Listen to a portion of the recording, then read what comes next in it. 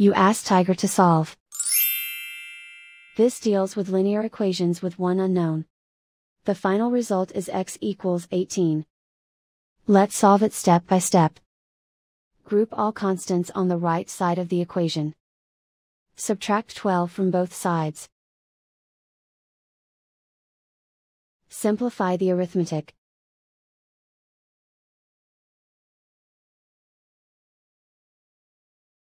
Isolate the x. Divide both sides by 6. Simplify the fraction. Find the greatest common factor of the numerator and denominator. Factor out and cancel the greatest common factor.